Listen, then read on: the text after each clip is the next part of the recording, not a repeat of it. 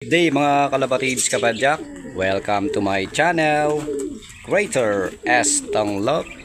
Please like, share, and subscribe. At mas maganda po kung magko-comment kayo. Sa mga hindi pa po naka-subscribe kay Greater S Tonglok, punta lang po kayo sa YouTube. Then click nyo lang po yung subscribe button at nakasubscribe na kayo kay Greater S Tonglok. Mga kalapatids kapadyak, content natin, syempre i-update ko kayo sa aking mga kalapatids. Pinaliguan ko sila, yung mga breeder natin, para malinis naman sila. At yung update natin dun sa ating kalapate na may bagong inakay, last na inakay ngayon 2025. Ayan, nakikita nyo sila, ayan sila, ayan, ayan. At bibigyan ko kayo ng technique, dagdag lang to sa sa pag-aalaga natin ng hayop. Kasama na rin yung pag-aalaga ng mga halaman na mga tanim nyo. Bibigyan ko lang kayo ng isang technique dun sa pag nagtanim kayo ng papaya, kahit maliit lang yung bakuran nyo o malaki, mabibigyan ko kayo ng technique kung ito ba ay lalaki o namumunga. Pag babae kasi dapat namumunga siya, pag lalaki. So, ang ginagawa doon, may technique po doon para mamunga yung inyong papaya. At bibigyan ko rin kayo nung technique para mabilis mamunga ang inyong papaya. Okay? Simulan po muna natin sa ating mga kalapatids bago doon sa technique na ibibigay ko sa inyo sa pagtanim ng papaya. Ayos! Kapadyak, paliliguan natin yung ating mga kalapatids. Ito, may suka na yan sa asin. Ito yung mga breeder natin, no? Nilagay natin dito kasi nilinis natin yung kanilang kulungan. Ayan, no? Ayan, tatlo yan. Ito pa isa, apat. Ako, inaway na naman yung isa, oh.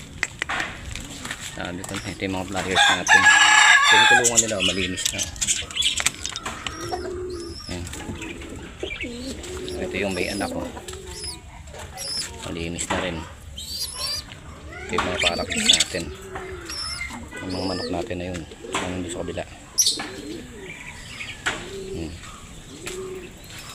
Ito pa yung iba, ayun, nakita rin natin to, yung tago ng tago. Ayan, ayan. Ayos. Kalapatids kapadyak, ito po yung technique na sinasabi ko sa inyo.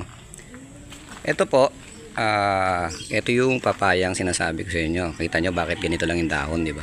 Ayan. So, ayan po. Kasi nung ito medyo bata-bata pa ng konti, pero malaki na rin to. Yan yung pinaka stem niya. Kulot kasi, kulot ganito. Pakita ko sa inyo. Kapag ganito, yan, kapag ganito ang papaya, pag lahat ng dahon niya ganyan kulot, ibig sabihin yan hindi po siya mamumunga. So, sabi nung iba, binabae o lalaki. Kaya ang ginawa po natin dito, dati ganun to eh. Ayan, kita nyo ngayon, iba na. Kahit may ganito pa rin nung kanyang dahon, nagkaroon siya ng sibol. Ayan, namulaklak siya. So, ibig sabihin, mamumunga siya. Dahil ang ginawa po natin, ito, tinasakan po natin. Kasi nga sabi ko sa inyo kanina, yung dahon na yun, ganun yan. Ganun, ibig sabihin, lalaki siya, hindi siya mamumunga. Ngayon, mamumunga na to dahil nagkaroon na ng bulaklak. Okay? Tapos, ito sa technique na sinasabi ko naman sa inyo, para mamunga siya ng ganito. Tulad nito, nakita nyo, di ba? Pag may nakita kayong ganito, yan. Nakita nyo, tinuturong daliri ko. Yan, pag may nakita kayong ganyan, putulin nyo yung dito. Hanggang ganyan. Para makahinga siya, lumabas yung bulaklak na ganyan at mamunga. Tulad na, tingnan nyo ha. Ngayon, ipapakita ko sa inyo yung resulta na sinasabi ko, na kapag may ganito na, may mga umusbong na ganyan, tinatanggal to, mga stem na yan. Huwag yung sasagarin, basta yung makikita nyo may ganyan. Tulad yan, yan, hindi ko sinagad, diba? Meron pa rin. Yan, yung palibot niyan. Lahat ng merong sumibol na ganyan, tanggalin nyo, putulin nyo po. Tutubo naman yan. Para maganda yung bunga niya, tumubo siya kagad. Papakita ko sa inyo yung resulta. Ito na, oh. Kalapatids kapadyak, eto tignan nyo, diba? Nakikita nyo, maliit pa lang yan, oh. Tignan nyo, mula dito sa baba, yan, yan lang, oh, yan, mga ganyan lang kataas. Pero tignan nyo naman, Sumibol na yung bunga. Ayan, namunga na siya. Dahil doon sa sinabi ko sa inyo kanyang technique na kapag gusto nyong mamunga siya. Ayan, nakita nyo ito, tulad nito. Pinutulang ko uli yan para mamunga siya uli. Ayos. Ito, bago pa lang, oh. Ayan, kapag ito yung bulaklak na yan, magiging ano na yan, bilog na yan hanggang sa maging papaya na siya. Ayos. Mga kalapatids, ito na po yung iba, oh. Ayan, yung breeder saka yung pliers pinagsama ko, pero puro babae po ito, pinaliguan ko lang. Ayan, para puro babae, hindi mag-away-away. Ay, si Greater, oh, naisama ko rin sa mga lalaki, nagulpi tuloy, oh. Talagang pagka nag-aaway ang kalapati sa mata nila tinitira. Ayan, oh. Wawa. Ayan. Dito naman sa taas yung mga male or cock. Ito. Ayan, oh. Mga breeder natin yan. Ayan, oh.